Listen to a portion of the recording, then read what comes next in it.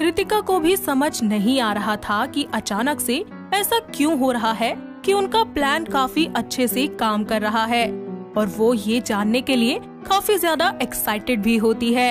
इसी वजह से वो तुरंत टीना को फोन करती है और उससे बोलती है, टीना, क्या तुम्हें कोई कंपनी सपोर्ट कर रही है? तुमने मुझे इस बारे में कुछ क्यों नहीं बताया? टीना रणविजय की तरफ देखते हुए बोलती है, हाँ, कोई ऐसा है जो मेरी मदद कर रहा है, लेकिन अभी मैं तुम्हें कुछ नहीं बता सकती। सही वक्त आने पर मैं तुम्हें खुद से ही सब कुछ बता दूंगी। अच्छा ठीक है, फिर हम लोग इस बारे में बाद में बात करेंगे। पर अब हम लोगों ने प्रणय को काफी ज्यादा परेशान कर दिया है और अभी के लिए इतना बहुत है। मुझे तो बहुत खुशी हो रही है। क्या अब तुम इस मौके का फायदा उठाकर अपने पीजी ग्रुप को छोड़ दोगी? नहीं, मैं इतनी जल्दी उन्हें छोड़ना नहीं चाहती। अगर मैंने पीजी ग्रुप छोड़ दिया तो मैं अपने साथ हुए बुरे कर्मों का बदला कैसे लूंगी? मैं अभी उन्हें और ज्यादा बर्बाद करना चाहती हूँ। मैंने पहले ही डिसाइड कर लिया था कि मैं फिर से मॉडलिंग इंडस्ट्री में जाने वाली हूँ, मगर ये बुरी बात है कि अब मेरी पहले की तरह पॉपुलैरिटी नहीं रही है जो 3 साल पहले हुआ करती थी। इसलिए मैं पीजी ग्रुप का इस्तेमाल करने वाली हूँ। देखो, इस वक्त तुम बहुत ज्यादा गुस्से में हो, इसलिए ऐसे बोल रही हो। कुछ दिनों बाद तुम्हारा गुस्सा शांत हो जाएगा तो तुम परेशान भी नहीं रहोगी। अगर मैं एक बार कोई फैसला ले लेती हूँ तो फिर मैं उस पर पछताती नहीं हूँ। इसीलिए मैं जल्दी से कभी हार नहीं मानती। जब से ये सारी चीजें शुरू हुई थी तब से अब तक प्रणय ने कोई भी सफाई मांगने के लिए टीना को फोन नहीं किया था, बल्कि सारा ब्लेम उसके ऊपर ही डाल दिया था, जिसकी वजह से टीना को और भी ज्यादा बुरा लग रहा था। उसने प्रणय से जितना ज्यादा प्यार किया था वो आज उससे कहीं ज्यादा नफरत कर रही थी। रणविजय के मन में धीरे धीरे उसके लिए फीलिंग्स बढ़ती जा रही थी। कार एक बड़े से लग्जरियस होटल के सामने आकर रुक जाती है। वे दोनों एक साथ अंदर पहुंचते हैं। रणविजय पहले से ही आज टीना के लिए एक कैंडल लाइट डिनर का प्लान कर चुका था। टीना को पता था कि वो रणविजय से कुछ नहीं छुपा सकती, इसीलिए उसने अपने और प्रणय के बीच के रिश्ते से लेकर उसकी और यूसुफा के धोखे तक सब कुछ सच सच उसे बता दिया था। वो दोनों काफी देर तक एक दूसरे से बातें करते रहते हैं। ऐसे में रणविजय कहता है, मैंने अपने असिस्टेंट से कहकर इस होटल में एक रूम बुक करवा लिया है। आज रात हम घर नहीं जा रहे बल्कि यहीं रुक रहे हैं। ठीक है, जैसा तुम कहो। वहीं दूसरी तरफ प्रणय सारे मीडिया के सामने अपने बिजनेस पार्टनर से लड़ रहा था और इसी बीच यूसुफा की प्रेगनेंसी की खबर भी मीडिया में आ चुकी थी। उसे समझ में नहीं आ रहा था कि वो क्या करे। तो वहीं अच्छे से कैंडल लाइट डिनर करने के बाद टीना आराम से रणविजय के साथ कमरे में जाती है। उस कमरे को दोनों की सुहागरात के लिए काफी अच्छे से सजाया गया था। रणविजय साफ तौर पर टीना की घबराहट देख पा रहा था। ऐसे में वो अपना कोट उतार कर टीना को देते हुए उससे बोलता है, तुम यहाँ पर आराम करो, मैं जाकर नहा लेता हूँ। अगर तुम्हारा मन नहीं है तो हम किसी और दिन भी ये सब कर सकते हैं। इतना कहकर रणविजय धीरे से वहाँ से चला जाता है। टीना रणविजय को बाथरूम में जाते हुए देखती रहती है। वो टीना को बिल्कुल भी फोर्स नहीं करता और यही बात टीना को सबसे ज्यादा अच्छी लगती है। और इतने में ही वो भी अपने कपड़े बदलकर एक बहुत ही खूबसूरत साड़ी पहन लेती है और मन में सोचती है, अगर ये मेरे लिए इतना सब कुछ कर सकते हैं तो मैं आज की रात इन्हें ना कहकर इनके साथ नाइंसाफी नहीं कर सकती। यही सोचते हुए टीना उठ खड़ी होती है और सीधा बाथरूम में पहुंच जाती है। उसे अंदर आते हुए देखकर रणविजय बहुत ज्यादा हैरान हो जाता है।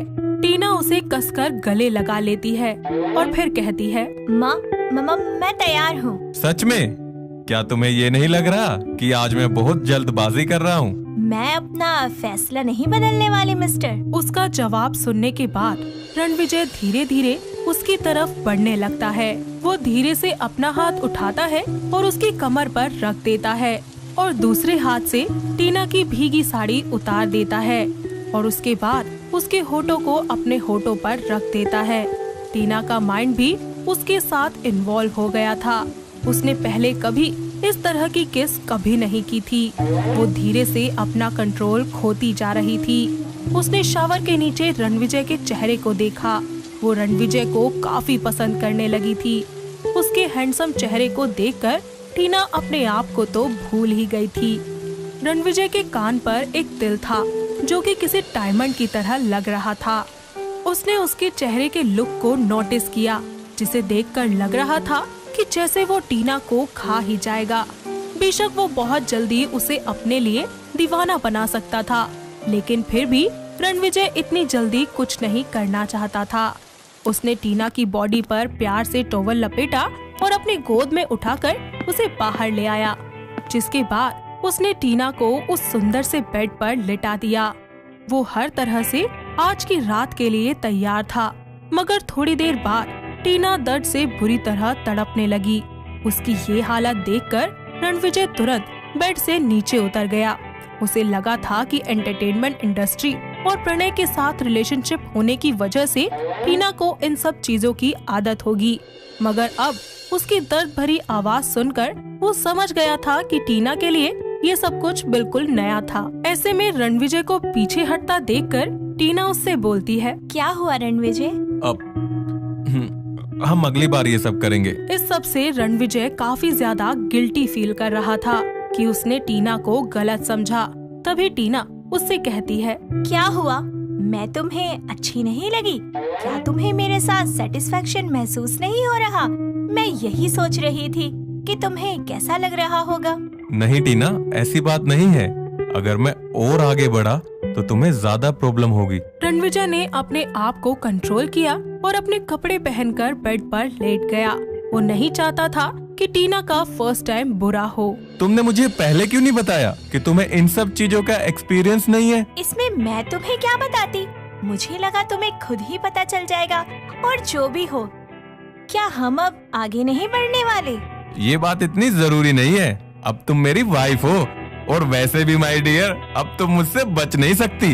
इतना कहते ही रणविजय टीना को फिर से गोद में उठा लेता है और उससे कहता है, लेकिन पहले मैं तुम्हें बाथरूम लेकर जाऊंगा और देखूंगा कि तुम्हें कोई और चोट तो नहीं लगी। तुम वैसे बिल्कुल नहीं हो जैसा लोग तुम्हें समझते हैं रणविजय। रणविजय उसे बाहों में उठाकर बाथ टब में बिठा देता है और टैप को भी ऑन कर देता है। अच्छा, तुम मेरे बारे में क्या सोचती थी? मैं समझती थी कि तुम किसी डिक्टेटर की तरह हो, जिसने पूरी एंटरटेनमेंट इंडस्ट्री को अपने कंट्रोल में किया हुआ है, और तुम किसी दूसरे इंसान की फीलिंग्स को कभी समझते ही नहीं होगे। ठीक है, अब मैं सबके सामने ऐसा ही रहूंगा, मगर तुम्हारी बात अलग है। तुम मेरी वाइफ हो और मेरा यकीन मानो, मैं हमेशा तुम्हारे साथ ऐसे ही प्यार से पेश आऊंगा। मैं हमेशा तुम्हारा ख्याल रखूंगा और तुम्हारे सामने हमेशा अपना असली चेहरा ही दिखाऊंगा। सच में? Thank you Ranvijay. वो मैं तुम्हें एक बात बताना तो भूल ही गया। मुझे झूठ से बहुत नफरत है। अगर तुमने मेरा किसी दिन भरोसा तोड़ दिया तो मैं तुम्हें माफ नहीं कर पाऊंगा। टीना बाथ टब में बैठी हुई थी और उन दोनों की नाक एक दूसरे को टच कर रही थी। हाँ, मैं भी कुछ ऐसी ही हूँ। हम दोनों के बीच में काफी चीजें मिलती हैं। अपनी पहली रात पर बेशक उन दोनों के बीच फिजिकल रिलेशन नहीं बन पाए थे, मगर उनके दिल और आत्मा जैसे आज एक दूसरे के काफी करीब आ गए थे। अगली सुबह सूरज की किरण किसी फूल की तरह उसके चेहरे पर आकर रुक गई थी। उसने धीरे से अपनी आंखें खोली, मगर उसके आसपास कोई भी नहीं था। ये देखकर टीना बहुत हैरान हो गई। उसे लगा था कि रणविजय पहले ही वहाँ से चला गया, मगर वो कमरे के बाहर हॉल में उसका इंतजार कर रहा था और डॉक्यूमेंट्स पढ़ रहा था। जब रणविजय ने देखा कि टीना उठकर उसके पास आ रही है, तो वो उससे कहता है, मैंने तुम्हारे लिए बाथरूम में एक नई ड्रेस रख दी है। हम आज इस जगह से वापस जा रहे हैं। तुम जाओ और तैयार होकर आ जाओ। टीना ये सुनकर बाथरूम की तरफ जाने लगती है, पर तभी अचानक से उसका फोन बजने लगता है। वो फोन उठाकर देखती है तो वो प्रणय का कॉल होता है। ऐसे में रणविजय की तरफ देखते हुए वो कॉल रिसीव कर लेती है। आखिर टीना अब क्या करने वाली है?